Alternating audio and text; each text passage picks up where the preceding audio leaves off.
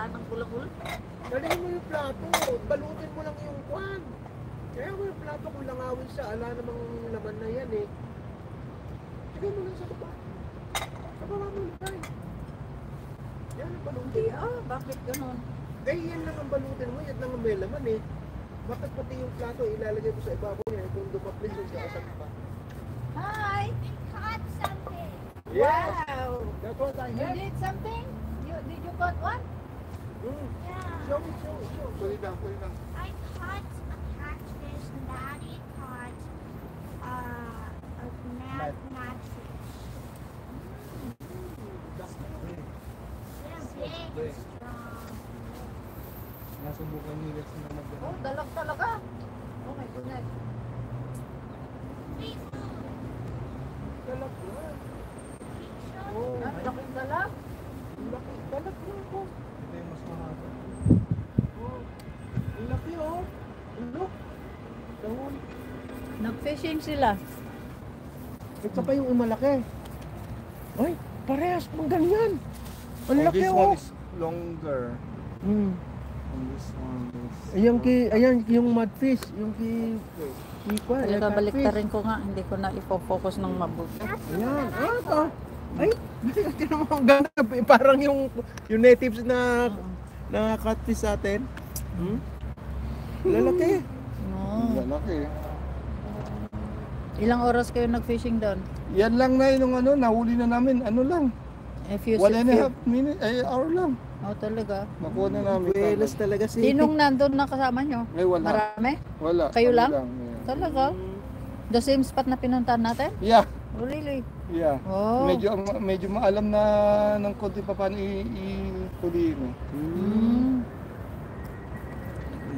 Yan. Uulamin namin yan. Yeah, i-ano natin. Ihaw. Tinulo. Aha. Ihaw. Ay, Yuri. Okay. Ay, okay, Yuri. Mayroon paltat sa hito. Yung maliit, hito. Yeah. Parang yung native na hito sa atin. Yeah. Oh. Tanggalin ko kaya yung ano? Yung kaliskis dito, tapos ihaw na yun, hindi na. Hindi na. Ugasan mo lang. Ugasan lang to. Ugasan lang mabuti. Tapos Oo, ihaw alisin mo para na lang sunog- yung masunog bitukan niya yung- tsaka Hindi sunog yung laman. bitukan tsaka hasangin lang. Don't touch my Tapos hand. ihaw na. Don't touch my hand. Uriel, Ah. Yeah. Thank it's you. operated. No. Even massage, no. Even massage, no need to massage. Okay, go now. Go. Go inside. In the front. Go na. May tumutunog kanina na hinahanap namin kung saan tunog nanggagaling. Baka sa taas yun ah. Kasi doon sa closet ni Bianca dyan sa may hallway.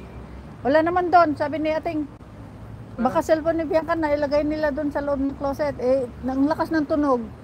Wala naman. Pagpunta ko sa kwarto, wala naman. Hindi doon. Pero doon sa closet, medyo malakas. Pero ginaganong-ganong ko. Hindi ko man, ala naman sa loob ng closet. Baka sa taas kaya. Tumutunog. Ano Oo. yung tunog? Yung parang nagbabas yung sa cellphone, yung parang nagbabibrate. Kaya tinawagan ni tatay si Bianca kung naiwan niya yung cellphone niya. Hindi naman. Baka sa taas na. Okay, go na. Ay. Lalaki, oh. Ang takas eh. Hindi ko naman sinasadya mahuli eh. Pinalo ko. Ano to? Ang lakas. Hindi ko alam na. Pinalo ko ulit. Yung pala nahuli Eto, na. malapit ko ng naputol. At ito, naputol yung talagang kinakat eh. Naputol yung line? Talaga? Nasa taas naman na. Oh? Talagang ang talas eh. Matalas yung ngipin niya. Ano kabigat kaya to? Mga... Isang kilo eh. Hindi lang isang kilo yan. May 2 kilo. Dalawa na yung mga lima.